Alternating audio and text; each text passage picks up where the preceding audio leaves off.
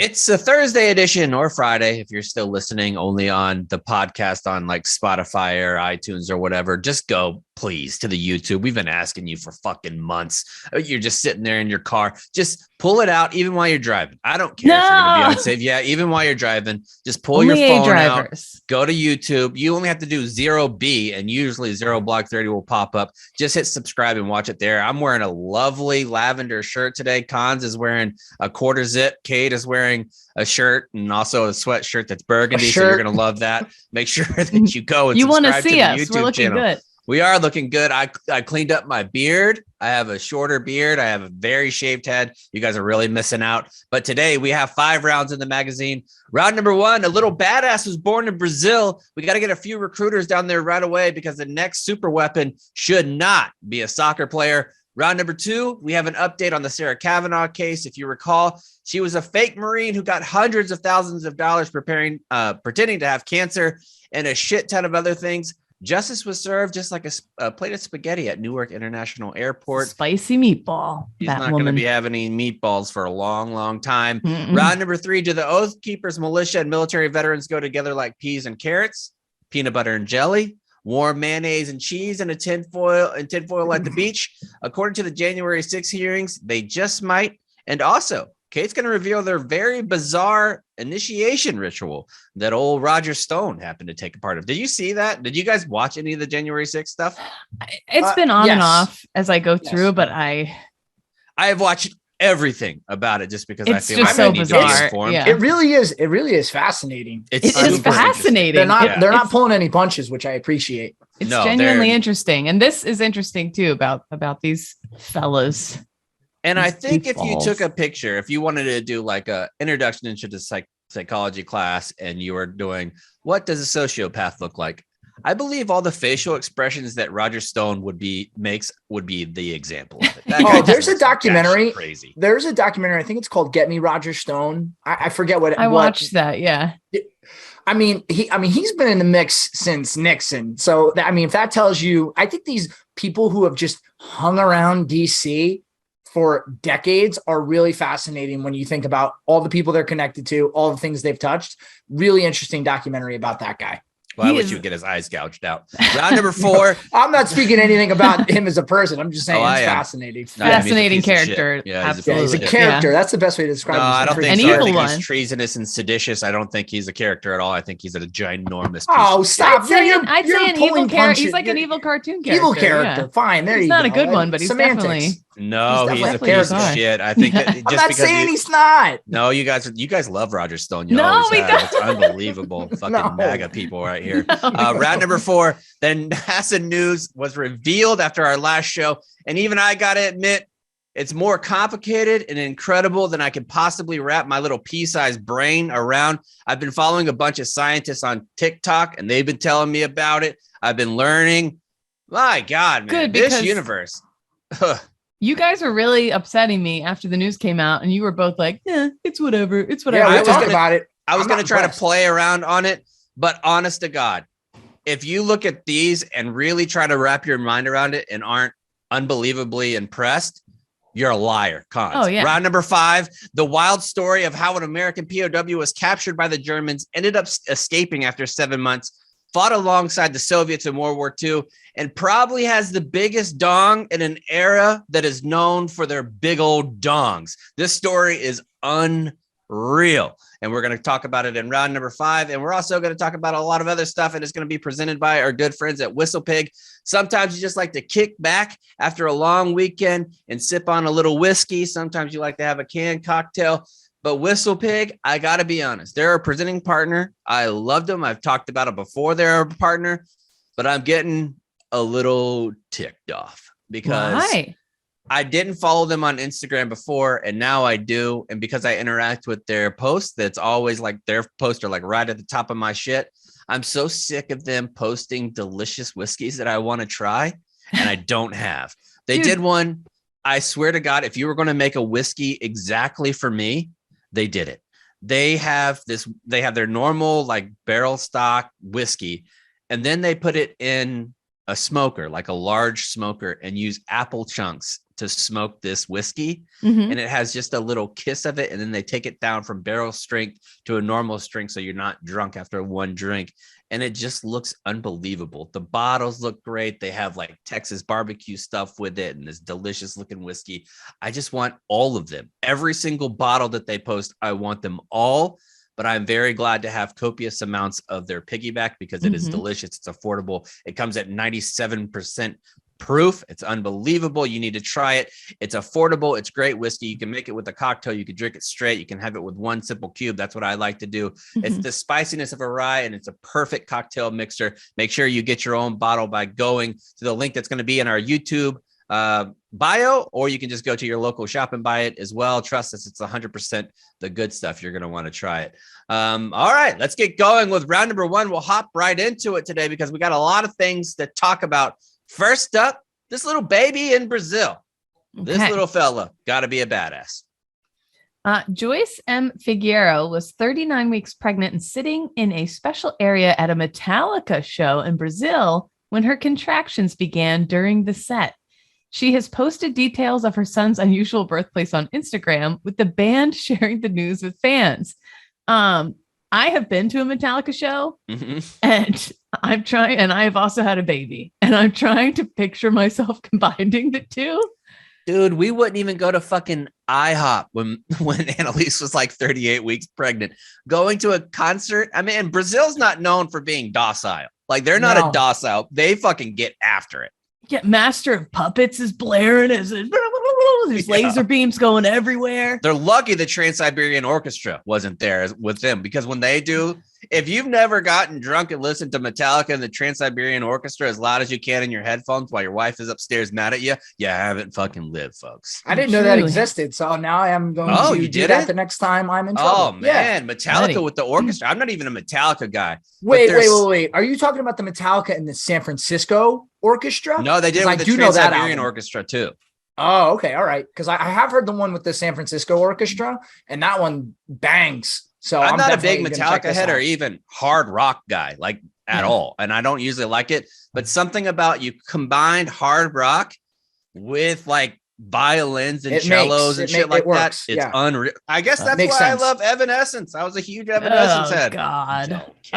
Such garbage music. Garbage. I'm a Metallica lady. I like hard rock. And especially going to the concerts and stuff. I used to back in the day when I was cool. Hardest rock band you like?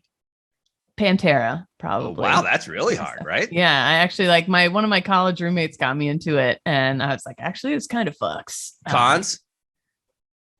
Probably Metallica. I mean, not to be like, cliche or lack innovation here, but Metallica's stood the test of time for a reason. One of my buddies when I was in Okinawa, his name is Travis Bleasy. First name alert. First time I've probably ever mentioned his name on this show. He introduced me to a lot of hard rock whenever I first got there, because as you remember, I was a very Christian guy, seminarian, so I didn't have a lot of experience with the old hard rock. He was like, come on in, dude, we're gonna go to the gym. We started working out together and like lifting weights and shit. He's like, what do you listen to when you work out? And I had basically been listening to like Lil Wayne and Hot Boys and shit like that, Southern rap, because I was from Pensacola. So he brings me into his room. He's like, no, dude, you got to check this out. Put these headphones on. So I put on these enormous headphones, and this was like in 2004. And he's like, check this shit out. And he puts on Avenged Sevenfold, like super loud. And I was like, oh my God, I want to kill somebody. This is incredible. Yeah. I remember on my second tour, we lived in those Connex boxes. And the guy in the Connex box right next to me listened to Screamo music, like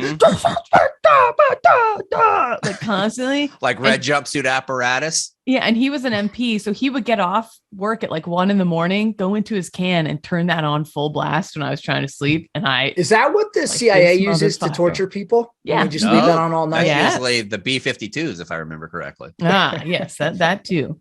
But anyway, this newborn in Brazil now surely lays claim to the most rock and roll arrival of all time.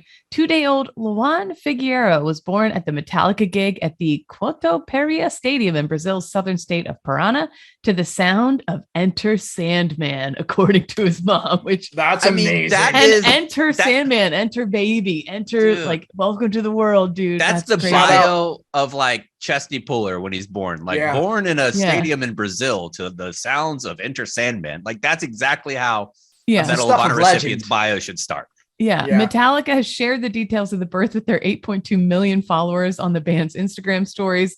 Joyce, who bought tickets to the show 3 years ago. And so this explains why she was there, even though she was 39 weeks pregnant.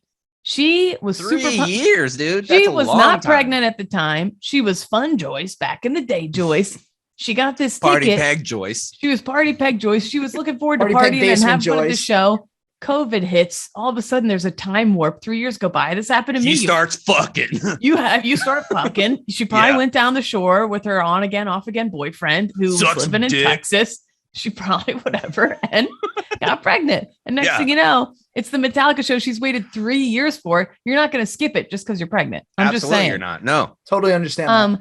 So do you think so? Her contractions began during Metallica's set. With 3 songs left to go, the plan was to take her to hospital by ambulance, but there was no more time. So she was I need video because she's like, and like, dude, I like contractions hurt so fucking bad. They hurt so fucking bad. I can't even. But Also, also, Kate, worst that's- part about this, sneaky Kate, being pregnant, you're not drinking, you're not smoking. Being at a Metallica concert when everybody else is probably getting fucking nuts. You're 39 weeks going through contractions. Your cervix is probably at like 7-8 centimeters, and you just want a beer because everybody else is doing it. But you got to keep this baby in your puss at the same Yeah. time. Unreal. well, I at have that 2 point, things she to say probably that. could have had Quickly- a couple and then been okay. Yeah, it would have been. Kate, okay. number one, you're saying it's painful, and that's in the comforts of a hospital where you have everything around you that's aimed at making you better. So if you're just in the floor of a concert, I have to imagine that pain gets kicked up a few notches. Well, I'll tell you this, though. They tell you at first to wait as long as you can to go to the hospital. So I labored at home for hours and hours and hours before. I think it was like 12 hours until I finally got an epidural that I had to wait. And then at the hospital, the numbing guy, whatever, for the epidural was busy. So I had to wait more hours. And because I had nothing to do, I think it was worse.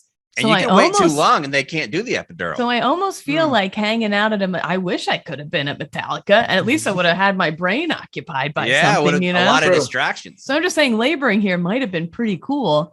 Do you guys think that because she was that far along, like, do you think had she been at home, she wouldn't have gone into labor? Do you think the like bow of Metallica is what told this baby like it's fucking go time? Because I did. Well, Kate, as you know, whenever you're going through labor, they tell you certain things to do to get it going. One of those is have sex. Have sex, if and you're she's doing bouncing, you're a rocking. date night. She's doing probably maybe a little sex before because she doesn't want to come back and be sleepy. So maybe they're doing That's that. a great point. And also getting into the stadium, you can't imagine that the bus just drops her off right at the front gates and she's right at her seat. She had to walk a long way to get there. And that's another thing that And they tell say you to walk. do. Do So walk, all yeah, of these long things walks. and then all this bouncing and things like that, moving around, everything that she was doing at the concert is what a Lamaze specialist would tell you to do to induce labor. So it's no wonder that she did.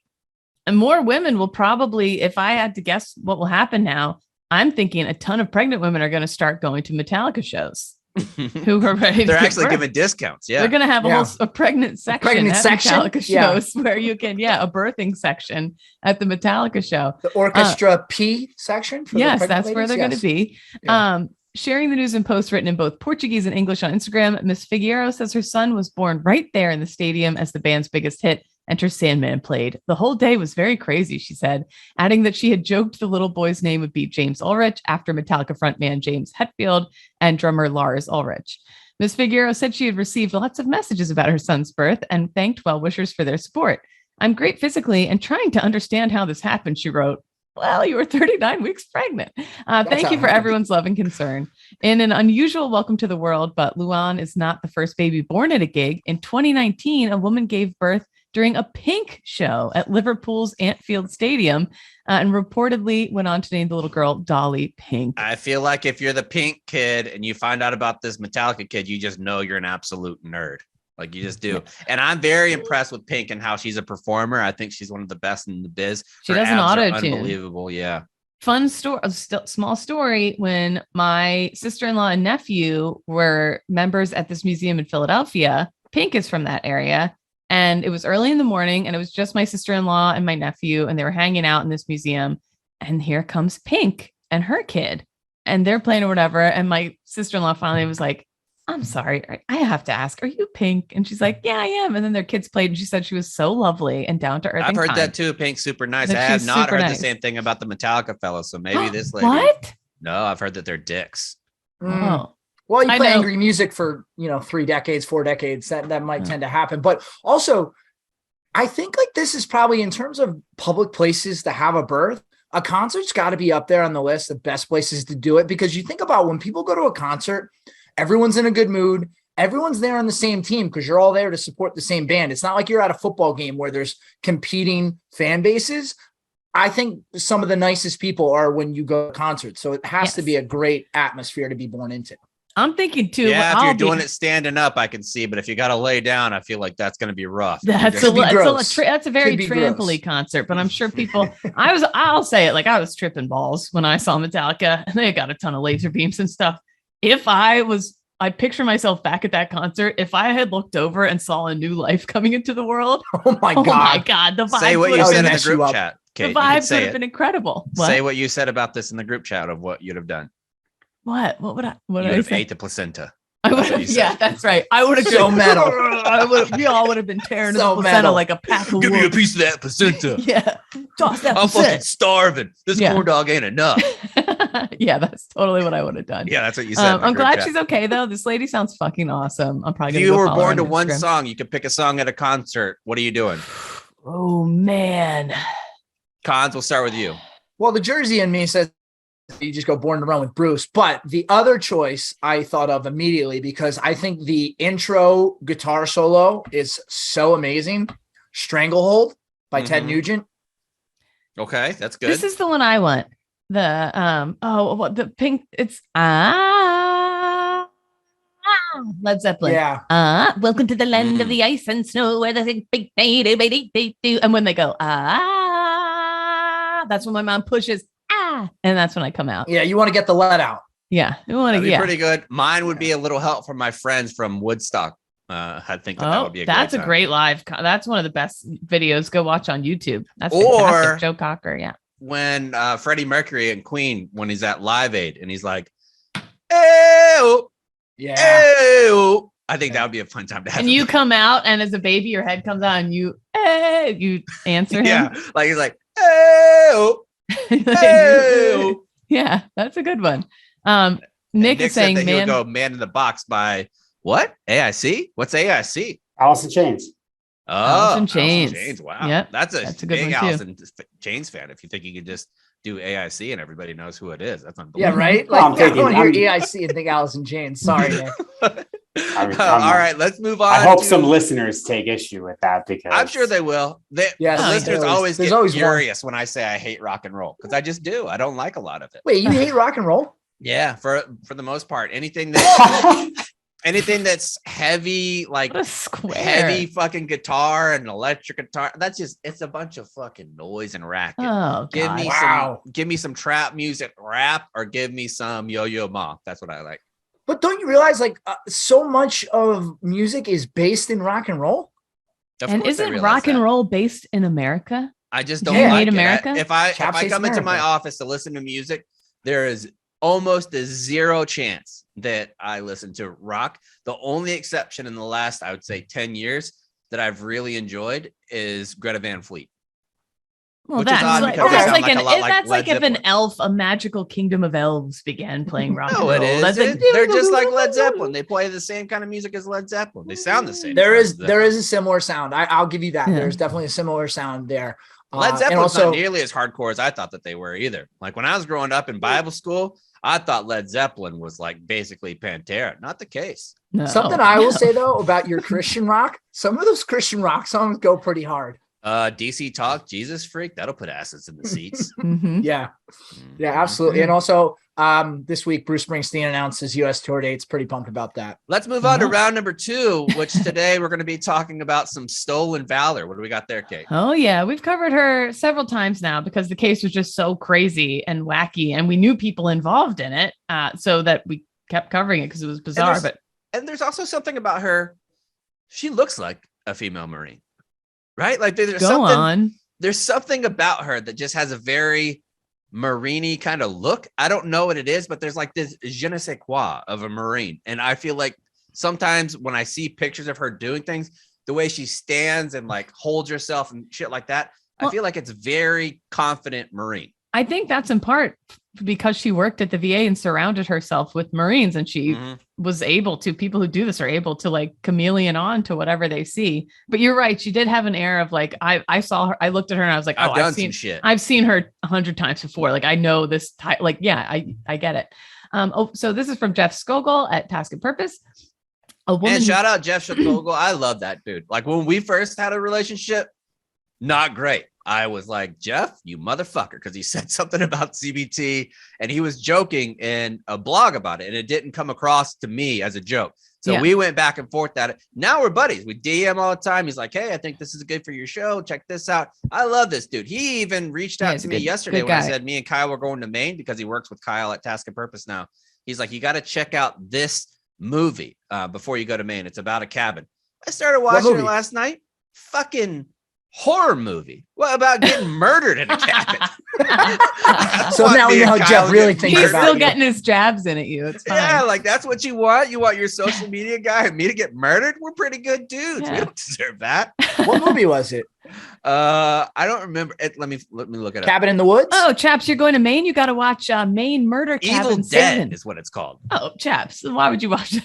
Yeah, really. Well, you never know. Hey, chaps, you're going to a cabin? Maybe you should watch Friday the 13th. Anyway, what's Pet Cemetery, chaps?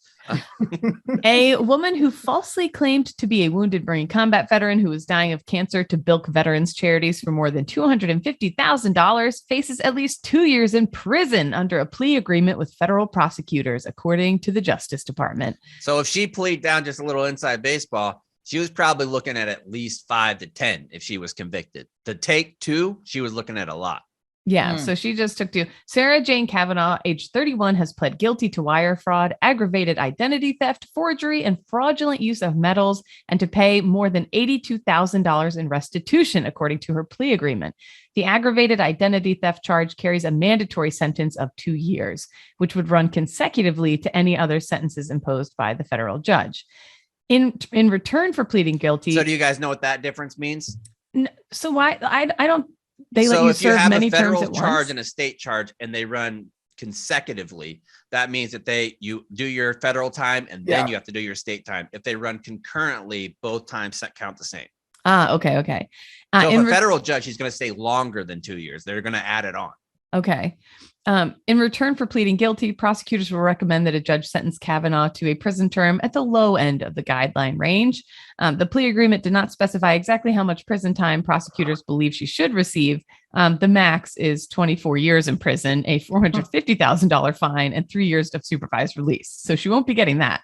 Cavanaugh's sentencing hearing has not yet been scheduled, but so it's looking like 2 years. To give you a little quick backstory about what she actually did, she worked at the VA. She went into the medical records of one of her patients because she was a licensed clinical social worker. So she listened to these stories about service members coming back from deployments and what they had, and eventually adapted those own stories to meet herself. She even got involved with our guy, Thomas Schumann, who will eventually be a guest here when he's talking about his book that he completed with Zach, the Afghan interpreter that he served with in Afghanistan. They were working together with Patrol Base Abate. Tom, the major, noticed some inconsistencies in her story and started to look into it and found out that some of the things that she was claiming, like her brother had died in Afghanistan. She had gotten these awards for valor, that she was arrested under the UCMJ for attempted murder of one of her commanding officers, and they kind of like brushed it aside. There was a bunch of crazy shit. I'll look it up and I'll tweet it out tomorrow about what episode we got into the full details of the story. Yeah, because if you want that refresher, it is remarkable, crazy story. And even after we did that first story on CBT, she had people so fooled that I got DMs from people who knew her, who were like, stop talking about her. You're wrong. I drove her to cancer appointments. And then after everything came out, they were like, oh my God, I feel like I've been stabbed in the back by her. I'm in shock. Like, she really fucked people up. And she fucked other veterans up who had trusted her and felt awful for her, and who felt terrible for her, who gave them her time, their money, their organizations everything. Like Hunter 7 Foundation that just tries to help legitimate organizations. Legitimate ones. She really put people through the ringer. So do you guys think 2 years is enough? I feel like no. Fuck her. No. And I also feel I kind of do, because I think that one, the American justice system is so long. Like, think about how long 2 years is. 2 years is a long time. Yeah. So you're not going to learn your lesson for this in 2 years. Are you going to learn it in 5? Are you going to learn it in 10? I feel like rehabilitation should be the goal and not just straight up punishment. Yeah, that's true. But and part of me feels like people like her, though, like they're addicted to doing that shit. Like, I feel like this won't be the last that she'll move to some other state. So that's why I think it should be more than 2, because I think if we give her 2, yeah, maybe she learns her lesson. But if she comes out in 2, it's fresh enough that she'll be like, all right, well, what's my next scam going to be? But then again, we can't hold her accountable for future crimes, though. But I get, why not? But anyway, so this made me look up. We Are the Mighty had a couple other crazy stolen valor cases that I had never heard of that are kind of recent. Well, this one's kind of recent. Have you guys ever heard of the James Clark story? No, I thought it was James Clark who also worked at Task and Purpose. No, this is different guy. Very different guy. So people first noticed something fishy. This is back in the early 2000s. So this is 2002, the year after September 11th, when patriotism was like at an all-time high. The love of the troops was whatever. And this guy took full advantage of that. So people first started noticing something fishy about James Clark. He's extremely obese, but he was claiming to be a Green Beret. And people first thought it was kind of fishy when he started dressing up in town. He's claiming to be a Green Beret. That was fishy because he was fat and Green Berets. Yeah, let's call it what it was. But I mean, he's enormous, wearing like an XXXXXL army outfit in his town with a black beret, saying he's a Green Beret. It was just a black beret he had found.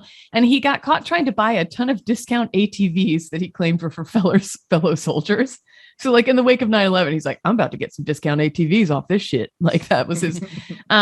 Then things went from slimy to sinister, but like people believed he was some military guy because at the time, like you didn't question that shit. Like it was doing stolen valor at that time. Like that wasn't even a thing yet, really. Yeah. May 2002. That hadn't even like the war in Afghanistan hadn't kicked off yet.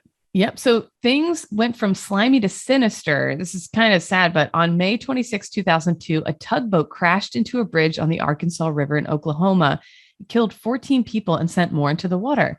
People rushed to the river, desperate to save the victims. And then James Clark showed up.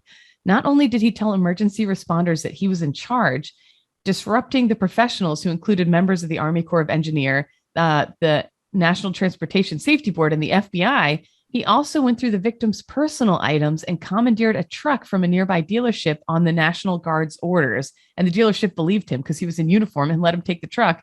He brought it to the accident site and then seemed like he was official and started going through like dead people's shit and stealing. So like he was, but wait, there's more. A real Army officer died in the accident. I don't know if you guys are watching on the YouTube. I just read the next line that Kate's about to. And if you saw my face, it's because of what she's about to read. Wow. Yeah. But wait, there's more. A real Army officer died in the accident. So Clark took it upon himself to break the news to the man's widow, keeping up the charade even in the face of a dead man's grieving wife. Captain Clark was finally called out by the town mayor, at which point he fled to Canada, where he hid for a few days before getting locked up in federal prison. I never heard this story. Neither did I. Holy fuck. Nuts. That's terrible. Holy but fuck. Also, like, I'm not excusing it, but you have to have something wrong with your brain, your mental capacity that you would do that much and go to that extent that you would keep up the charade and tell a grieving widow about what happened to her husband. You That's see crazy. the uniform giving you a little bit of power. Yeah. And you're you like, just keep this going. is fucking sick. Yeah. I'm going to keep going. Like you're just a fucking asshole. Then there was the nutty professor. This is a second story. I can go to the next topic if you want, but I thought these were interesting, crazy cases I'd never heard of. Okay. This next one. Oh, this is great. Wow. Dedicating yourself to a life of teaching others is a valiant occupation unless you're William Hiller and the knowledge you're passing on is complete bullshit. This former Army colonel faked a PhD and was teaching college students about counterterrorism, drug smuggling, and human trafficking. In reality, he knew about none of it. He also claimed that the movie Taken was inspired by his own life. I love that. That's a good move. That's such a bold claim. Oh yeah. I mean, I hope he doesn't do anything like really egregious, like with the widow in the last story, because I want this guy to get away with it so far. Yeah. Well, he imagine being in a bar and some guy's like, you see the movie Taken?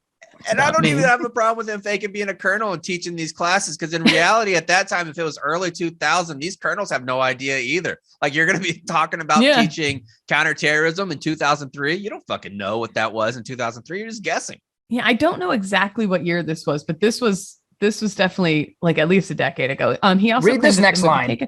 He said his daughter actually died in real life after being sold into sex slavery and was hacked to death with machetes. Nope. This obviously, I'm out on this guy now. I'm out. Yep, you got to be on this guy. This obviously never happened. Schools and conferences around the country scrambled to get Hiller to speak at their events. Oh, this guy actually had his daughter chopped up. We got to get him in here. We got to have him on the show. That's I mean, it does fucking grab a headline. It puts asses in seats, as fucked up as that is. And it wasn't just civilians he fooled. Many of his students were active duty service members. So people like troops, same with Sarah Cavanaugh. She worked directly in that world and everyone believed her. Well, I think in general, people are just very accepting when you come at them and say, I'm a veteran and I've done these things. Why I think the people fuck would you lie? Like most people are good. Right. I think you default to just like, wow, that's pretty impressive, or wow, I get it. I believe you. So you would never think to question anything. I think it's only until you start to get a little too rambunctious with your storytelling that then it starts to raise red flags, which it seems like happened here. Yeah. So it took 10 years. He did this for 10 years and he probably made so much money speaking gigs and stuff like that. Speaking engagements pay so much. Yep. Hiller finally ignited the suspicions of the special forces community, and the imposter, who had never served in the military and never even graduated college, was outed as a fraud once and for all. Like, to me, this is a big, what the fuck is that college doing? Like, how do you hire somebody as a professor and you don't look into their credentials? Like, dude, I promise you right now at colleges across the country, you'll find some of these. You'll find this.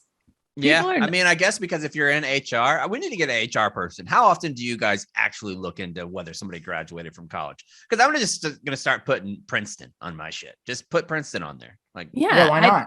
I think too, it's like, oh my God, this guy's like a trafficking expert who has like a real life story, blah, blah, blah. He's like going to be a hot ticket item. Other universities are going to want him. Let's just offer it. Give him the offer now. And you're probably like, who do you call? Like, even if you wanted to check, like if you're working at a normal university, like let's say you're working at UTSA, like this colonel, like you're going to call the president? Like, who are you calling to confirm? Because you're not going to give your social security number. And there's so many names, especially if this dude has like a very common name. There's got to be another William Hillar that's in the military at some point. How do you figure this out? Surely. Yeah, it's crazy. And this last one is somebody who made it all the way to Congress. Okay. Douglas Stringfellow. This is way back in the 1950s. Douglas Stringfellow knew, and even back then, a surefire way to earn the love of the American people: have a military record. Luckily, he had one, a World War II hero and a Silver Star recipient, or at least that's what he told everyone. He claimed to have been a member of the elite OSS intel agency that went on to become the CIA eventually, that undertook a mission to save nuclear scientist Otto Hahn from the Nazis, only to be captured and tortured by Germans until he was paralyzed from the waist down. In reality, he had only been a private in the Air Force, never did anything. The OSS thing and the Silver Star, complete bullshit. But the most shocking lie of all, he was not paralyzed, not even a little bit. Man. Whoa. I was going to say, look, if you're paralyzed in the 1950s, it's not like now where you have all these, like the different ADA and all that shit where you can get away with it. I wouldn't blame him for doing it in the 50s, but to not even be paralyzed, buddy, if you're going to do this, you got to go all the way and dive headfirst into a shallow end to make sure that people buy the story. Yeah. Well, he became, people of Utah bought it. Him and his wife kept him in a wheelchair at all times, no matter what. And Utah voted him into Congress. But however, he got outed. Finally, he must have like accidentally stood up to grab something someday and he got caught. After 2 years in the position, his secret got out and his image was destroyed. Even the Church of Latter-day Saints, his place of worship, shamed him, forcing him to make a public confession of his misdeeds. And like let's put this into your context, Kate. If you were dating or in a serious relationship with somebody, how in the fuck could you be attracted to them if you know that they're faking being paralyzed and a war hero and you're helping? If you want to be a congressman's wife or a congressperson's husband, like if you want to be a socialite and be somebody in town, protect your status too. It's your status as well. So you're in cahoots together. But I mean, imagine pretending to be paralyzed for 2 years. Thank you. All right. Really quickly, let's go around the room. You get to add right now. You can add one fib to your backstory of who you are as a person. That's believable, right? What would you add to, like, if I just met you, Kate or Chaps, and you were telling me all about yourself, what's one thing you would add to your life experiences where you think, all right, this is believable, but it's completely false? Okay. That I am actually, I don't talk about this a lot, but I'm actually the first child of Jonathan Taylor Thomas. Okay. Just the same age. Yeah, he I my don't know how age? those math works out. Is he your age? He's got to be around the same age as you. Tim Allen. No, that Okay. that would work. I could actually see that. I'm the love child of Tim Allen and Jill from Home Improvement. They actually had a kid, and I am that baby. That would make people really think good. I was so cool. Because Well, here's the that's other thing. basically that TikTok trend where it's like people who look a little bit like one of the child stars will be like, nobody's going to remember you from 20 years ago. And then they'll have Icebox from Little Giants show up. Yeah. Kate, that's so believable too, because we're like, why can't you find anything on the internet? Well, because they kept it quiet. No one wanted, they didn't want anyone to know. Kept it quiet. Wow, that's a good, terrible Kate. one by me, but go ahead, guys. I think that's awesome because we all grew up watching Home Improvement. I would say something like I climbed Mount Kilimanjaro when I was in high school. And it's like, oh, wow, why didn't you have pictures? Well, I didn't own a camera and we didn't have phones back then, but I did it. I climbed Mount Kilimanjaro. I believe you saying that. Right? Did you? Yeah, of course I did. Yeah, I would believe that. Absolutely. 1999, freshman year in high school. I dropped my Kodak, my Kodak winder up. Yeah, my disposable camera that I brought with me to take all my pictures, I lost it. Right. Chaps? Mine would be that my penis is actually average size and not really small. Let's move on to round number 3. What do we got, Kate? Speaking of, okay, so there's all these like different militia groups, obviously, that have popped up in the QAnon world and whatnot. And one of them is the Oath Keepers, who have been part of this January 6th hearing because they were a big part of January 6th. And to give you some quick background, the Oath Keepers officially launched with a rally in Lexington, Massachusetts in 2009 in the wake of the country electing Barack Obama, the first Black president. They were like, things are going in a rough direction here. We better rally up. The Nevada-based nonprofit was founded by Yale Law School graduate and former U.S. Army paratrooper Elmer Stewart Rhodes. If ever there was an organization like this, it would be started by an Elmer Stewart Rhodes. He's a couch surfing propagandist. He goes from follower to follower, kind of like a leech. And his thousands of recruits pay membership dues, but mostly act as keyboard warriors. So he's making a pretty good living off these people. He wears an eye patch, which gives you immediate street cred. I will admit that. And I'm sorry, but he's got a beard that is very much the texture of my pubes that I looked at here. Anyway, he's kind of an old guy. He looks like an old pirate, kind of. But one of the group's missions, the Oath Keepers have directed their recruiting effort towards members of the military, law enforcement, and other public safety positions. And they're part of this anti-government movement that believe the government is secretly planning, along with foreign countries and the UN, to impose martial law, take our guns, force resistors into concentration camps, and install a one world totalitarian government known as the New World Order. Okay, we tinfoil hat and hard enough over here. Anyways, they're part of this January 6th thing that's going on. So I just wanted to give you some background before we got into the story. Okay. But basically, and this comes to us from military.com, Travis Tritton, not Travis Tritt, Travis Tritton. Mm-hmm. He doesn't got the rice cooking in the microwave. Oath Keepers. One of my buddies that's from Jaguars Twitter, he always, probably about once a week, and he's done this for maybe 6 or 7 years. Because Travis Tritt, he tweets all the time.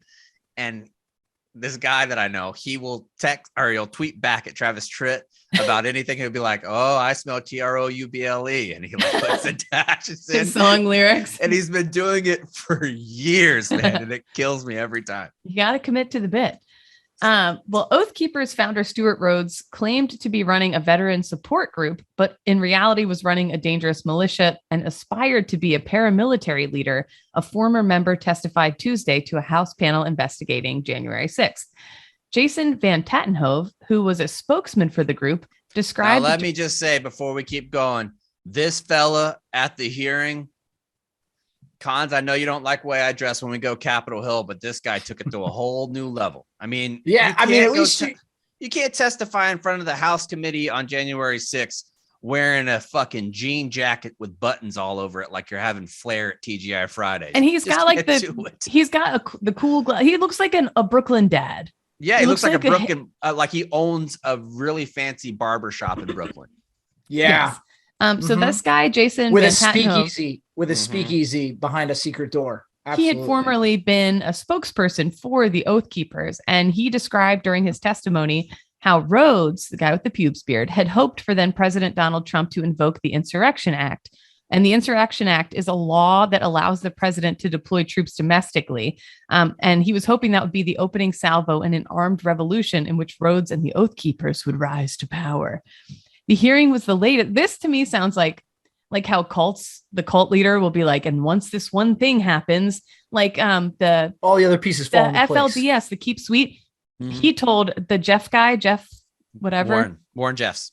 Warren Jeff said, the Olympics are coming to Salt Lake. And when they do, that's going to be the thing that kicks off our big rise to whatever. And then like, Speaking of the Olympics in Salt Lake, my buddy Rob, who's been on the show, he was a senior in high school when the Olympics came to Salt Lake City. They got an entire month off from school to experience the Olympics. There you go. Jealous. Yeah. So anyway, this is what Rhodes was telling all his followers was going to happen. Like January 6th, we're going to be the ones to rise up to power. The hearing was the latest in the House January 6th committee investigation into the violent 2021 attacks on the Capitol by Trump supporters, including veterans in the Oath Keepers and Proud Boys extremist groups, as Trump sought to overturn the election results that put Biden in the White House. Rhodes and 10 members of his groups were indicted in January on federal sedition charges related to plans to stop the peaceful transfer of power after Biden's victory. Prior to the attack, Rhodes had consistently sought ways to legitimize what he was doing to the public eye. And they try and like whitewash the intentions of these groups and make them sound very wholesome.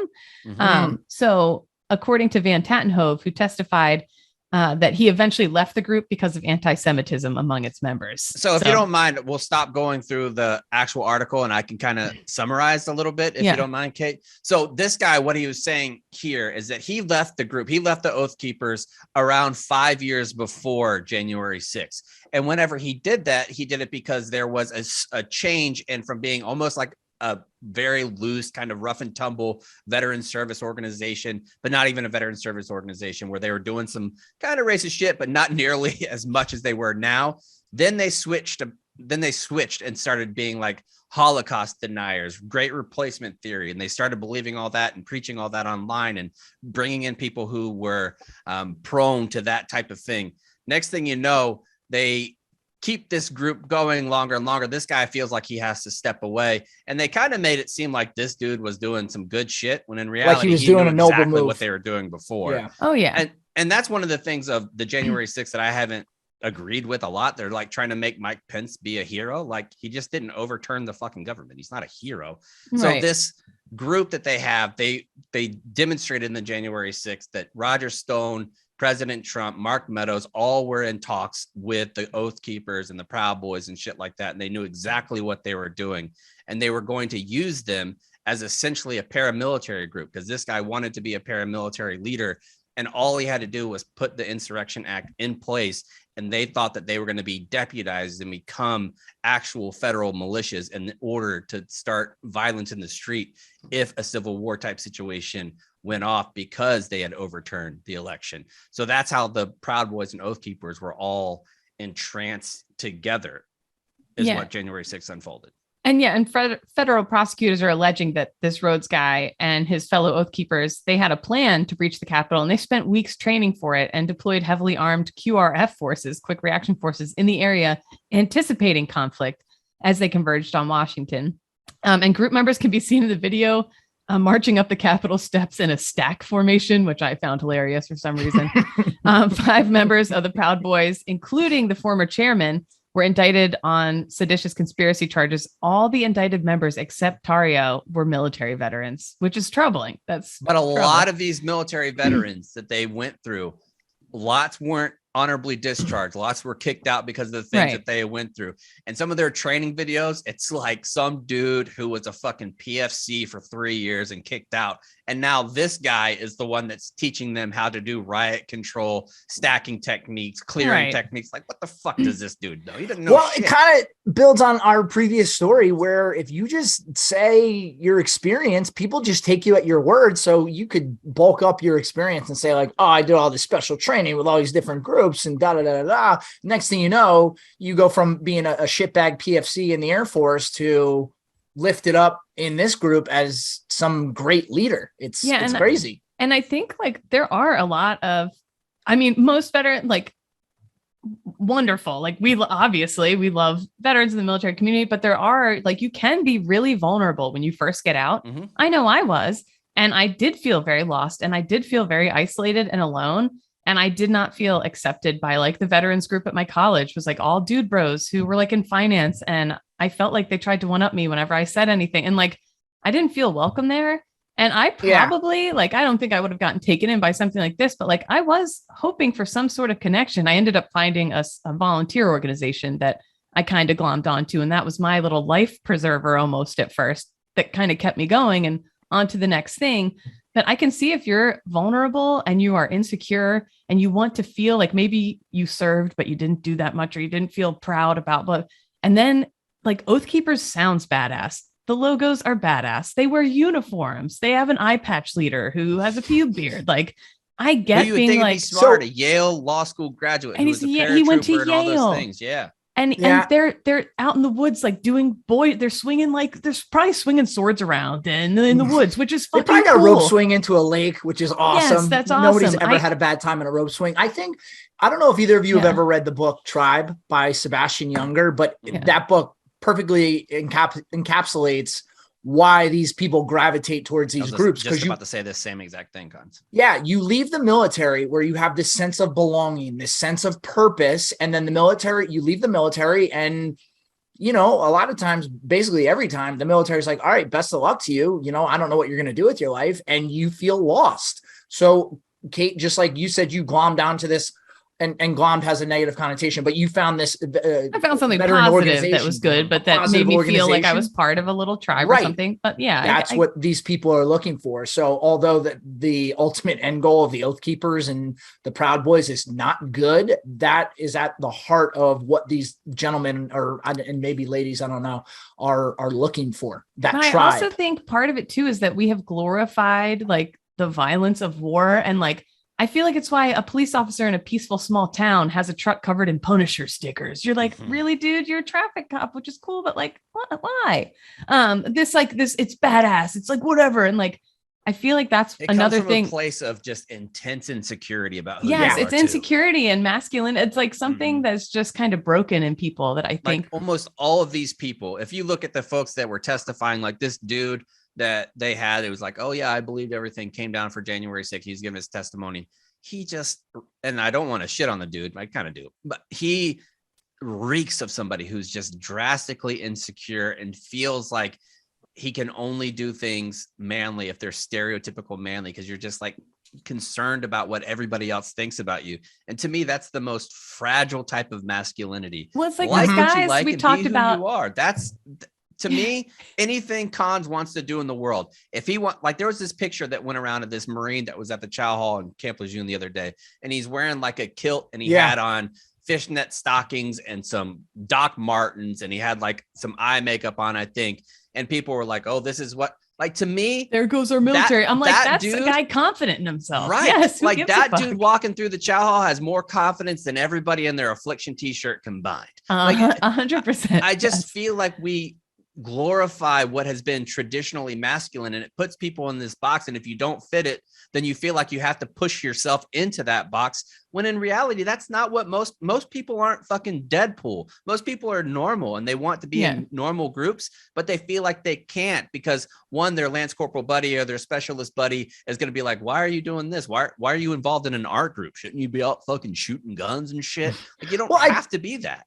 I think also too, in the last 2 decades, what we've seen in media and books and portrayed as what the classic military is, there's a lot of people that think like, well, if you weren't an operator, your service didn't count for anything, and they people feel embarrassed by their service, but they shouldn't be. Anything these modifiers that are so prevalent that we feel like we have to have in the military community. I'm a combat veteran. I'm a decorated combat veteran. And it just goes up and up and up. And it's like, when is enough going to be enough? To me, if you served and you signed and you volunteered, no matter what the government made you do, I feel proud of you, job, and you did good. You did exactly what you're supposed to do. That's all that matters. Yep, that is all that matters. And I feel like, honestly, I've said this before, and I've told my wife, I legitimately think the best thing that ever happened to me was all the stuff that I was able to do in the Marine Corps, like combat wise and all those things. And not because it ended up opened my eyes and made me a better person. But I said, I don't know if I had the intestinal fortitude to be who I am without all that. Like, I feel like that allowed me to be more who I am. Like, I didn't have to check these masculine box or this manly boxes or anything like that. And now looking back 10 years later, I realized how fucking stupid that was. I didn't need combat to validate me and who I was. Like, I am who I am. Yeah. A lot of people, I think that validates them. And I think that's why they're drawn to these like violent, like whatever. I don't know. The insecurities are still there. The fucking anxiousness is still there. No matter how many combat operations, no matter how many valor awards and how much recognition you get for that, you still have to deal with who you are on the inside. And it feels like a lot of the Oath Keepers and those groups of Proud Boys, that's not an excuse for them. They're still violent pieces of shit and seditious, and they're treasonous and all those things too. But I feel at their core, they're just deeply insecure people. They're very lost. I think they're all very lost. And that part of it makes you somewhat sympathetic. And then, coupled with everything else, you lose that sympathy, I think, because what they're ultimately doing is not good. But I think it's a broader problem within our transitioning military members to the veteran community and what we harvest while we're in too. Yeah. Also, finally, I just thought this was really interesting because like the Proud Boys have weird initiation rituals, and so do the Oath Keepers, and all this stuff makes them feel like, also like getting hazed makes you feel like you're really part of something, misery. If there's an initiation, it must be worth it. So anyways, newspatrol.org sent undercover to join the Oath Keepers. And this is what initiation night is like. And I'm just including this because it's so bizarre. All of us guys got shoved into a big barn in the backyard of Rhodes's mom's ranch. And they handed us each these huge 2-part animal costume, like those cows and horses where someone has to be the cow butt and someone else has to be the cow head, and they connect. Some of the guys began fighting over who had to be the animal's butts because they thought maybe this was a test to see who among the new recruits were alphas.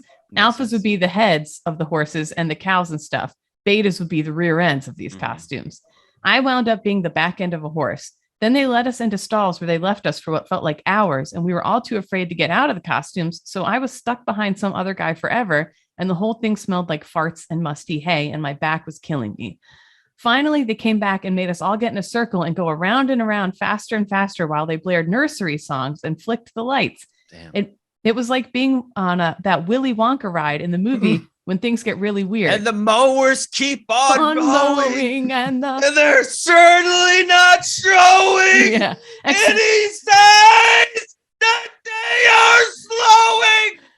Picture that, but you're in a 2-part horse costume and you're in the back of a horse running around. Anyway, when they said we could stop, they made us take the costumes off and lay down on the barn floor, still in a big circle, but we had to put our heads on each other's bellies, and they told us anyone who laughed was out of the group. Well, it's impossible to not laugh when your head is on someone else's belly, and we all started laughing. Soon, we were all giggling like crazy, and they began shooting us with paintball guns, aiming right for our nut bags, screaming that we couldn't move until we each named 5 Funko Pop toy characters. And then you get the idea. Very strange. Very rough. That was good. Okay. Let's move on to round number 4. That was my Oath Keepers fan fiction novel. It's coming soon. We really liked it. Thank you. All that is brought to you by our good friends at Sirius. If you haven't tried the Sirius XM app at home or anywhere you go, you're an idiot. It's great. Stream it on your phone, online, or at home. There's over 425 channels on the Sirius XM app. You can enjoy ad-free music channels for every genre and artist, and dedicated channels. I recently got it back, and it's because in the morning I've been taking McCartney to school or to camp, and the local radio here, sports radio, is the worst thing in the world. Like, they are just god awful at worse than Philly sports radio. Way worse. I mean, I challenge you guys. I'll do a San Antonio Sports Star challenge. If you guys can listen to 94.1 in San Antonio from like iHeartRadio or something like that for an hour, and not want to be just completely delete your phone from existence, I don't know what I'll do, but I'm going to give you a discount code for SiriusXM so you never have to put yourself through something like that, because nobody should. It's an incredible app. It's great. You can even listen to Barstool podcast on there. If you want to go, you could still go in and search Zero Blog 30 or whatever our other podcasts that you Our listen guy to. Willie Cologne's on SiriusXM. Yeah, Willie Cologne's on there on Mad Dog Radio. I think that's channel 82 in the morning. He's on there with his pals. Get it. Just go on there. Get the Pulse. They got Dave Matthews Band. They got Yacht Rock, and Dave Matthews Band and Yacht Rock are around all the time. Sadly, they did get rid of channel 17 from back in the day, which was the Love channel, which is a lot like Delilah After Dark, but I believe they placed that on channel 70. So if you're looking for it, it's still on there. Channel 70. Subscribe now. You're going to get first 3 months for free with the SiriusXM app. Visit SiriusXM.com/0blog30 offer to sign up today. The offer details will apply. Let's move on to round number 4. We're going to talk a little bit about NASA and what they're doing, because I feel like you got to feel bad for the Hubble Space Telescope, because the Hubble just now, got piece of shit. Or it's like the Hubble is a parent and then you like to see your kid do better than you. So maybe it's a positive good. I feel like the Hubble is the speak and spell of the satellites, where it was cool when it came out, but now it's just completely outdated. Well, first of all, I added this part in the beginning because you guys shit all over this NASA news. Like, why should we care? Why does it matter? Blah, blah, blah. Every single ingredient in the human body is made from elements forged by those stars that you're looking at, my friends. We said this because the last time we had huge pictures alert, it was from Mars, and those were boring as hell. Okay. Well, every building block of your food, your electronics, your bicycles, every rock, plant, animal, scoop of seawater, breath of air owes its existence to these distant suns that we are now able to see and learn about so much better. I got into do you want to know how? Do you want to know why? Okay. All these stars are giant, long living furnaces, and their intense heat can cause atoms to collide, creating new elements. So they're, atoms are colliding, they're exchanging the little neurons and protons or whatever. And, each element, each of our however many elements has a certain amount. So they're banging into each other, exchanging, and new shit is born from this stuff.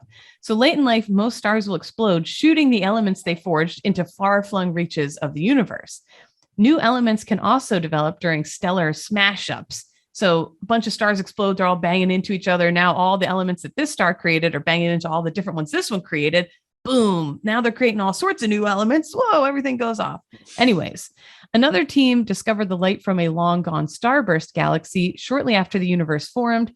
This galaxy churned out stars at amazing speed. Special star factories like this one might explain how elements build up to create our own solar system. And basically, so Earth has 92 elements like carbon, oxygen, sodium, gold, and people and other living things are chock full of carbon, element 6. Earthly life has a lot of oxygen, element 8. Bones, element 20, that's calcium. See, this is why people don't listen to science, Kate, because we're just going through all I'm these just telling you. I understand, but this is like people like me. He's right. What He's right. If I started hearing this, I'd be like, click, click, click, click, click, click. Tell me about the awesome saying stuff. Is, the Big Bang happens. All those elements created by these exploding hot furnaces way out in the boondoggles, it all ends up here on Earth. And that is literally everything we are made of is like stars, which is fucking crazy. Yeah, which goes, I think it goes to show too, if you don't think there's life on other places in the universe, you're absolutely insane. Some of these facts that I saw, I just want to go through some of the things that I saw. I don't know if you're going to include this. Sure. One, cons off the top of your head, how long does it take for a single ray of light to go from the sun to reach us on Earth? 7 minutes. 7 minutes is exactly right. So if we have 7 minutes to get there, now one of the stars that they found, the center point of this nebula, do you know how long it would take for light to get from that place to here? No. A day. 7,500 years is how long it would take. So you're talking about fucking 5,000 years before Christ, 3,000 years before anything in the Bible would have been even listed, like back then, because 6,000 years is whenever they think like young Earth creation is. None of that would have even happened. So every single picture that we're seeing from that nebula is from 7,500 years ago. Yeah, so this is from the James Webb Telescope, obviously, that we're talking about, that has been huge in the news this week. And so from cosmic cliffs to the birthplace of stars, the James Webb Space Telescope is stunning stargazers and non-stargazers alike with the taking views of the universe. We're seeing it like we've never seen it before. So it was designed to spot space objects that are 100 times fainter than the ones that Hubble could detect. So now we're seeing 100 times past what Hubble could see. It's capturing images of thousands of galaxies, some which formed billions of years ago after the Big Bang, and some fainter objects that developed like even before that. The telescope will explore every phase of cosmic history. The first photos show thousands of galaxies like that were there. Like we're looking like at right when the Big Bang was formed from 13.2 billion years ago. The Big Bang was 13.8 billion years ago. And they're stellar nurseries, all this shit. It's super cool. It's 1 million miles from Earth right now, to be exact. It was launched in 2021 from French Guiana. French Guiana, yeah. Anyway, it's 1 million miles away and it launched only what, a year ago? What year are we in? 2 years ago? That's fucking insane. 1 year. Not even 6 months. I mean, because that was in December of 2021. So it was like 7 months ago. And it was built Canada, Europe, and American space agencies. Like a whole bunch of different countries have been developing this since the 90s together. And so I also like that it's not just our brains. It's like brains from around the world kind of working on this and looking through it. And it uses, I won't even get into it, gravitational, it's stuff way beyond my brain. But because it uses like gravitational lensing, it can capture galaxies that are way more distant away and brighten the light. It's like when you take a photo on your phone and it's dim and you can make it way lighter. That's essentially what this thing can do. It has the materials to operate for 10 more years at least, and possibly beyond that. And the $10 billion observatory, there's a lot of controversy around it at first because it went way over budget. It was tasked with revealing the processes that govern our universe, from how stars formed to how the earliest galaxies evolved. So I feel like $10 billion is nothing. It's nothing for this. We hear about we're giving $1 billion away to a different country every other week. Like $10 billion to do something that's never been done in human history. And whenever these pictures that are coming out, whenever they do, I think the scale is the only thing that I'm able to comprehend about all of this, because the rest of this stuff, my brain is too small to grasp what even 7,500 years is. And think about that. Think about how long 7,500 years are. To me, as a sports fan, I look at pictures or like the video clips of Babe Ruth, and that feels like lifetimes ago. Like that's nothing. I mean, that 60 years, 70 years comparatively, like we view history facts in the lens of 200 years in this country, like 270 years. 7,500 years ago is whenever we saw this light. And when they do the drawback of this little square that they're really analyzing, and it's like a tiny little speck of sand holding it up to the sky. When you think about how many galaxies are really out there and how far space is, I could see it's almost like whenever I was in seminary and really studying what Calvinism was and predestination, where Calvinism has these 5 tenets about predestination, and everything that you do in life has already been predestined. God decided everything, and you're either going to go to heaven or you're not. And whenever I found that realization and I believed in that realization, I thought to myself, oh my God, dude, like nothing on this earth matters. Like if everything has already been preordained, now you look at how big the universe are, and you're like, my Egg McMuffin took 3 seconds longer than it should have gotten here. Everything looks small in comparison because everything is small in comparison. This guy, one of these Twitter users responded to NASA's photo that was like those, like that one little grain of sand that contained the Earth is just in one galaxy, thousands with other solar systems and planets, and there was thousands of galaxies in it. And he said, he kind of had like a panic attack. He wrote, I mean, at this point, what's even the point? We're literally so infinitely small that nothing we could do can even cause a wave to form in the molecular fabric of what we perceive to be the observable universe. Everything's that pointless. What are we even trying to achieve as a species? And somebody had a good answer that I like, because it is true. You look at it and you're like, oh my God, nothing I do matters. I am so small. Oh my God. And this person replied, well, you are conscious and stars are not. Importance is not only measured in size. Your beauty and the wonders of the universe are not in competition with each other. Just enjoy it all. Everyone take a deep breath. It's all really interesting and neat. I've largely been quiet listening to you go on about this stuff, and I get it. It's impressive. Really proud of all these scientists who put in all this work. Such a weak argument. No, I'm just telling you what. Be awful. Whatever. I'm allowed to have my opinion. Why don't you pipe down for a second and let me speak? Pipe down, pipe face. You give me this picture and it looks like I got that on a folder at the Scholastic Book Fair back in 1992. I'm sorry, you could have created that folder in Photoshop or that picture in Photoshop and would not have known the difference. I get the scale that you guys are talking about, and that's impressive. When you really try to wrap your brain around it, you can't really do it because it's so infinite.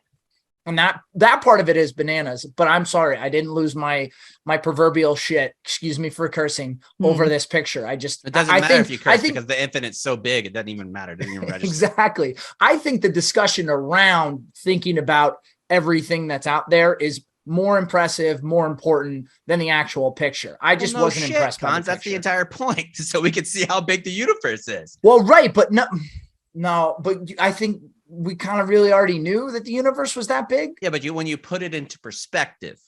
But my point is, you could have created that picture in Photoshop, and you just now say a bunch of new stuff. They created it in an amazing way from How a million do you know? miles. You don't know. You don't know I that.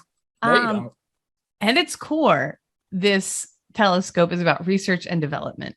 And basically every aspect of your daily life, Cons, has been made better by something that probably didn't seem important to you at the time. So thanks to NASA and all these space pictures, it could just be a trapper keeper image. Okay, you have GPS, you have cordless power tools, food safety, swimsuits, that's fluid dynamics, folks at Speedo, home air purifiers, images. I don't buy any of that shit. Like you your didn't figure camera? that out by a camera in space. I'm That's just not saying. You could connect anything all the way back to NASA. We're if going you really too far thought now. A enough. swimsuit is because there's a nebula. Let's grow up. Like that's Yeah, come oh on. my God. Well, it's made. Swimsuit It's because we made go to out the of. beach and we want to have our giblets covered is the reason why there's a swimsuit. The reason we're talking and rambling right now is oxygen from because some star blew up a long time ago in some little nebula, probably the Crab Nebula. But can you imagine being the scientist who figured this out? Like they had a couple years ago, I think it was like 2 or 3 years ago, when that woman designed the telescope that looked inside a black hole for the first time. And they actually and they showed the book of the code that she had written. And it was like 2 feet, 3 feet stacked of paper. And she had to put everything in by hand to make sure that she could take this picture. Building this telescope and having theories about how you can make it work, and being the scientist on the team who actually got this thing a million miles away, where you can see the beginnings of the universe, you've got to feel like you've got the biggest flaps or dick in the history of the world. Like to do that, like how big your brain has to be to even begin to take on an endeavor like that. I can't imagine. When I sit down, the most daunting task that I've ever tried to do, in my own estimation, is write a book. Like I tried to go through a lot of my stories and put together a book. That is hard. I can't imagine what it's like to create one of these telescopes, to do this and make it actually work, where the entire world essentially is nutting over it. Yeah, it's pretty cool. Not the entire world. Well, not Cons. Well, everyone but Cons. Cons doesn't care. It's a picture. My final thought. Good job, on this NASA. It's very exciting Gold to me. star. I feel now there's 0% chance we're alone. Oh, I know there's 0% chance. Probably in that little grain image that we looked at, there's probably hundreds of civilizations out there. Like Find I extraterrestrial life, and then I'll start to get impressed.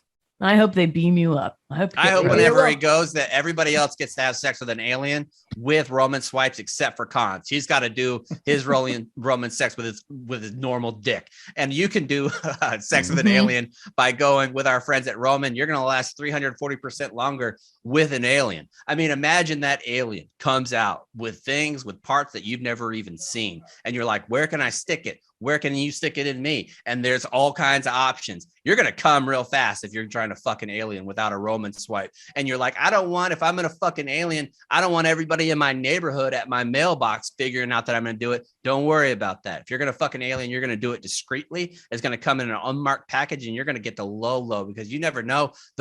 Those aliens that you're going to fuck, they might want to fuck for a long time, not just one day, not just 2, but months. And if you need a monthly subscription plan, you can still go with our friends at getroman.com/CBT to get your first month of swipes for just $5 when you choose a monthly plan. Because if I know anything about alien cooch, it feels good. It is slippery. And buddy, you're going to come a bucket. There's elements in there you ain't never seen. That's exactly right, Kate. Okay. Let's move on to round. Oh, wait, I got to tell you where you can get it. GetRoman.com/CBT, $5 for a monthly plan. Not bad at all. Let's move on to round number 5. What do we got here, Kate? Okay, task and purpose. We got a little bit of history for you, my friends. Born in Muskegon, Michigan, back in 1923, Joseph Barrel was the third of 7 kids, 2 of whom would later join the Civilian Conservation Corps during the Great Depression, and another who would die of scarlet fever. Burrell himself would stand in government food lines with his father to feed his family during that time. And every time I think, I'm like, man, we're in tough times right now. It's like, no, I promise things are still better than they were. Keep on trucking. Quick question for cons about stuff like this. At West Point, do they teach you about human interest stories like this too? Or is it mainly just about historical facts and like battles and shit? Like, would you go over human interest stories about what an individual accomplished? Like a soldier?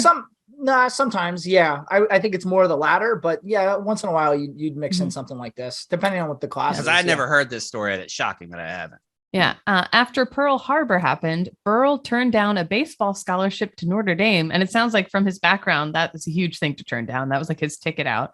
I think anywhere you turn down a sports scholarship to Notre Dame, that's pretty big.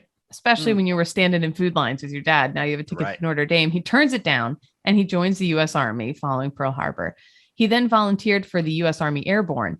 Upon completion of training a year later, he was assigned to the fabled 506th Parachute Infantry Regiment on his way to England. As the Allies prepared for D-Day, Burrell conducted 2 covert parachute drops into occupied France to deliver gold to the French resistance. I feel like if I was doing that, I would tell my command I got 1 in me. Like I don't have 2. Like I'll do one parachute. Everybody knows the rules. That's You're a sitting duck to the enemy up there, and you're at the mercy of weather. Like you don't know the area. And you're doing it largely at night. It's crazy. Yeah. So on June 6, 1944, his C-47 took heavy fire, forcing him to jump early. Once on the ground, he was alone and separated from his comrades in enemy territory. Using his demolition expertise, he immediately began conducting solo sabotage mission against the Germans. And that's different from me. I'd be shitting my pants. My plane goes down. I'm like, how do I find my guy? How do I find my unit and go home? Like, do you guys remember what they would tell you to do? Did you guys have those in your briefings? If you get separated from your unit, what to do? I probably should remember because that sounds real important. Yeah, like what they would do these briefings before you would go out. It was almost all the time about if you get separated, what you were supposed to do, go into like a covert, go into an area and just essentially hide until they come find you. Yeah. And then after cover of darkness, snap a light, or you had the clear chem lights that didn't glow, but they could see with infrared. And then you had the flasher on like your scope that you could use too. This like flash into the sky. So instead of doing that, though, he just went right to work. He used his demolition. They're like, hide. And this guy's like, I'm going to go blow some shit up. No, I'm going to blow some shit up. He began conducting solo sabotage mission against the Germans, including blowing up a power station. Burrell later crossed a hedgerow right into a German machine gun nest and was taken prisoner. Burrell and his captors were strafed by Allied planes, giving him a chance to escape despite being wounded in the attack. A few hours later, he was captured again, this time by a German who took his dog tags. The German soldier would be killed a few months later, still in possession of Burrell's ID, forcing the army to tell his family, like, Burrell has been killed. We found his dog tags. Burrell was transported to Eastern Germany, where he would be transferred between 7 different prison camps. He just kept on attempting to escape, though. He was like, fuck you guys, I'm out. Fuck you guys, I'm out. Which is what they were told to do at the time, too. Like, always try to escape. Every single time that you can, attempt to escape. ABE, always be escaping. That's is what exactly they taught them. He attempted further escapes, the second of which nearly succeeded, as he and 2 comrades managed to board a train they hoped was heading east so they could meet with the Soviets. Unfortunately, the train circled back to Berlin, where station workers turned the men over to the Gestapo. The men were beaten and tortured. What a mindfuck that would be. The men were beaten and tortured to the points that their arms were twisted out of their sockets. The German military intervened, claiming the Gestapo was interfering with military jurisdiction. Free from the Gestapo, Burrell was sent to Stalag 3C in Poland, but he and 2 others attempted another escape in January 1945. We took off and ran through the scrub pines, and then the guard opened up, and 2 guys who escaped with me were killed, and I made it to the stream, and I went downstream because they turned the dogs loose on me at the time. This was an interview in 2004. Burrell soon encountered a column of tanks before pulling out a pair of Lucky Strike cigarettes and shouting the only Russian he knew. Amerikansky tovarzysz, American friend. Luckily for Burl, the Soviet political officer spoke some English, but despite his persistence, the officer was hesitant to allow Burl to fight alongside them. A female tank commander intervened and allowed Burl to tag along.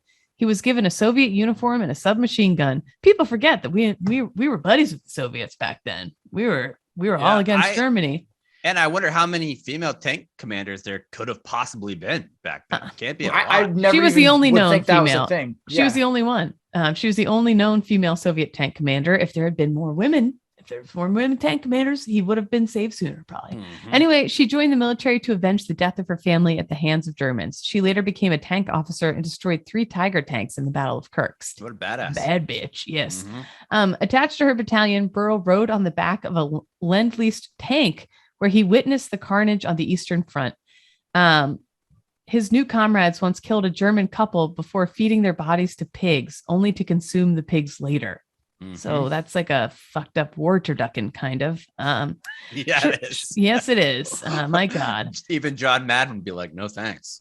He had no paperwork on him. His dog tags were gone. So Burl saw little chance of returning home until he was visited in the hospital by a famous Soviet marshal, by this guy, Marshal Zhirkov. Marshal Zhirkov visited the hospital and came to my bed through an interpreter and wanted to know how I got there. And the last thing he said was, "Is there anything I can do for you?" After, buddy, yes. Actually, yes, please. I want to get the fuck out of here and stop eating pig people. I probably would have been too polite. No, I'm okay. And then after he left, I'm like, dang No, it. you would have apologized. Crap. You would have apologized to us. Sorry, I'm I'm sorry. here. I'm sorry. Sorry, I tried to escape 9 times. Sorry. Oh, After sorry. informing Am I being Zhukov- too loud? Sorry. After informing Zhukov of his predicament, he received a letter emboldened with 5 stars in Russian writing. Zhukov's assistant informed Burl that it was his passport back to American forces. Once rested and recuperated, he caught a train to Moscow, hoping he would soon be home. Once there, he went to the American embassy, thinking, like, this is it. Thank God. I'm finally going to be back with Americans. But suspicious staff said, no, you've been killed in action. And his family had even held a funeral service for him back home. So they thought he was an imposter. After being Makes sense. Yeah, after being placed under house arrest, Burl managed to prove his identity through fingerprinting and was repatriated home as the war in Europe ended. In 1946, he married his then girlfriend Joanne in the very same church his own funeral had been held 2 years earlier. Together, they had a daughter named Julie and a son, John, who later became the U.S. ambassador to Russia. Unreal, Wow. dude. Like, that's Crazy. a story. What an If we ending. did it in the Stolen Valor, we'd be like, oh, who would believe this shit? Right. And I think that's like the point of a lot of these old battles and like crazy military stories is that some of them sound so insanely fake that there's no way they, I mean, even the guy that I interviewed a few years ago, Robert Sweat, when he's talking about escaping and getting with a Polish woman and having relationships where they were going to bring him around different areas of Poland and France where he's not going to get captured, you'd be like, no way that shit happened. This story, you didn't get into Notre Dame, you got into Notre Dame baseball, you tried to escape multiple times, you did 2 jumps, and then you had to be in a prison camp for a long time.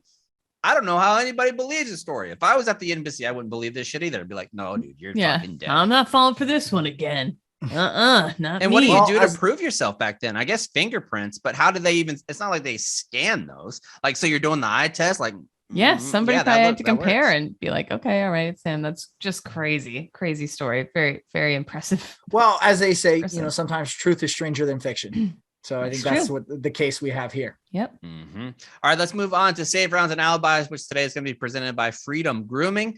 Freedom Grooming makes the best electric razor and shaving essentials for all of us balds, as you can see right here. Like, do a little Smooth. zoom in. Yeah, Look how smooth as silk. smooth as hell. It feels like it honest to God, even when I go back, can you guys hear this?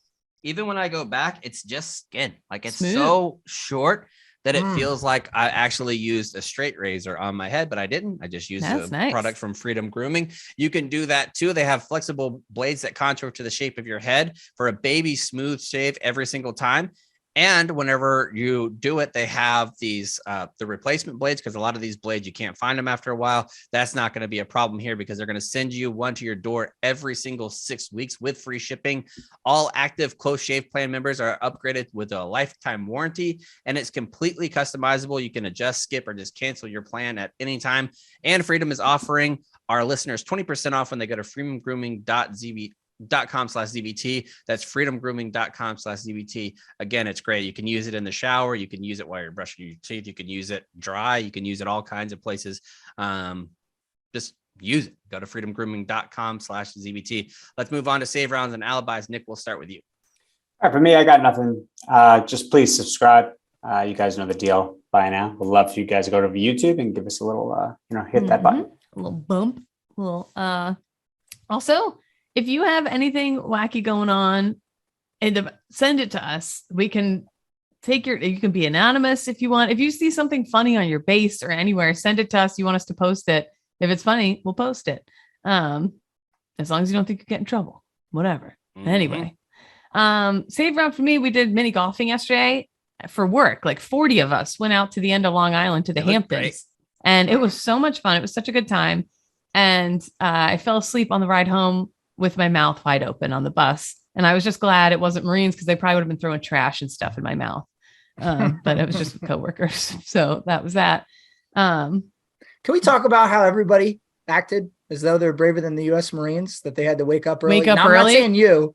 not saying you. We had some other colleagues who were very proud of themselves for waking up to go do their job. Pretty much the whole office had to be up by like 4 a.m. to get to where we were going on time to get here for the bus. And people were acting like that was a big deal. Like that was tough potatoes. So. If that should give you an indication of what life is like. Conscription is what we're going to need. Yeah, mini golf conscription. But anyway, I don't have any safe rounds, so. I don't really have any either. I feel like an asshole while I just, Kate was doing her save rounds. I popped up Twitter.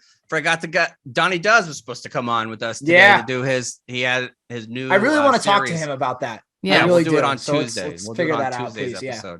He went to Iraq to check out a bunch of stuff and went as a civilian. So he's going to come on the show. I apologize to Donnie about not having him on now. I completely slipped my mind. Other than that, I don't have anything. I am T-minus 10 days from my main trip. I have ordered a very new, I have ordered a book. I'm going to do some nature reading while I'm there, which I don't normally like to do nature reading because it's boring, but I feel like I should. I'll send you some birds to look out for. Oh, I'll do a little bird hop in there. I ordered a book called The Stranger in the Woods, and it's about this dude who lived in Maine as a recluse for 30 years by himself. And there's some interviews with him and things like that about how he did it. So I'm super excited about reading there. Been scouting out different lobster spots. So if you live in Southern Maine and you have any great things, one thing, Kate, I know you'd be down in cons. I think you would too. There's this river that goes in between these two large ponds, lakes, and it's a 4-hour tubing trip. Yes, you must. Sign me up. Love you tubing. must do it. You must do it. I think me and Kyle are going to do a little tubing and go down. We're either going to do that or they have like kayaks and canoes and stuff. So we're going to do that. One of those two. I'm super excited. That's coming up soon. Anyways, we'll be back again next week. It's on the retreat.